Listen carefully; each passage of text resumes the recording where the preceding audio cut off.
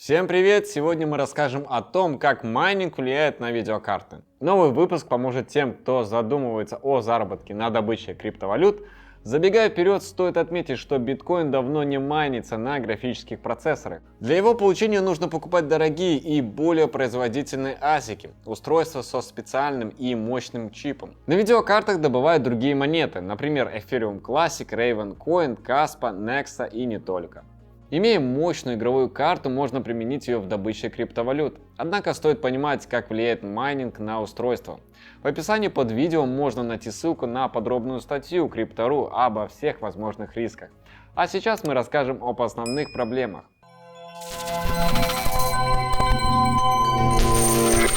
Майнинг в своей сути — это расчеты с помощью производительной техники. Чем больше устройство проводит вычислений, тем выше заработок. Значительная нагрузка на оборудование приводит к главной проблеме — перегреву графической карты. Это происходит во время запуска ресурсоемких компьютерных игр, например, Cyberpunk или Atomic Heart. Перегрев приводит к серьезным последствиям. Оплавляются чипы, расслаивается основа платы, замедляется общая работа, появляются дефекты в изображениях. В запущенном случае на мониторе появится экран смерти, потому что карта перестанет работать.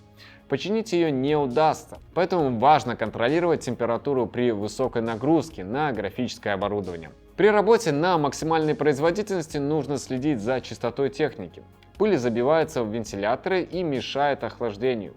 Также стоит регулярно менять термопасту и прокладки. Криптошахтеры в основной массе более ответственно подходят к техобслуживанию фирм с видеокартами, чем обычные геймеры. Однако даже техника, о которой заботились, рано или поздно прекращает работать из-за износа. Отдельный момент, что для майнинга необходимо регулярно обновлять оборудование в сторону повышения производительности. Поэтому на вторичном рынке представлены объявления о продаже карт прошлых поколений. Их нередко приобретают, например, для апгрейда игрового компьютера. Перед покупкой важно запрашивать показатели тестов производительности у продавца, а в момент получения проводить осмотр техники. Степень износа оценивается по нескольким пунктам. Среди них исправность вентиляторов, а также равномерная скорость вращения всех кулеров. Визуальные признаки оплавления основы текстолита. Это могут быть как вздутие на поверхности пластика, так и полноценные следы сильного перегрева коричневого или черного цвета. Текущее состояние термопасты и прокладок. Их смена должна проводиться в идеале каждые 3 месяца. Коррозия на металлических элементах. Появляется, если оборудование стояло во влажном помещении с плохой вентиляцией. Состояние разъемов. Они не должны быть расшатанными. При малейших признаках оплавления стоит отказаться от покупки. Пункт для продвинутых пользователей. Если настройки в BIOS не соответствуют заводским параметрам, карта была перепрошита. Это сложно определить при покупке и выявляется лишь после глубокого анализа при подключении к компьютеру. Правила при выборе продавца поддержанных карт такие же, как и для любой другой техники. Изучить профиль. Если в аккаунте много похожих товаров, лучше отказаться от сделки. Как правило, это перекупщики.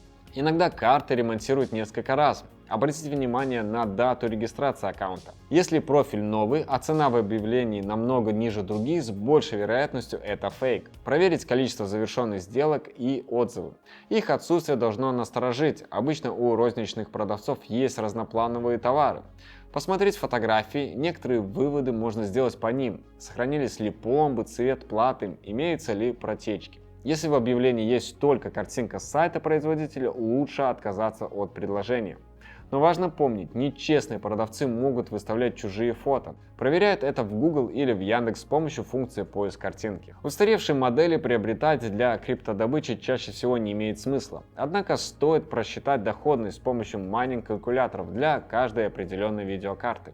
Обязательно посмотрите наш недавний ролик про то, как компании разрабатывают новые криптовалюты. Там мы рассказали, из каких этапов состоит создание цифрового токена и сколько денег для этого требуется. Подпишитесь на наши уведомления, чтобы первыми узнать о выходе новых познавательных выпусков. Задавайте в комментариях вопросы про криптовалюты. Самое интересное мы используем в качестве темы для отдельного видео. Всем пока-пока!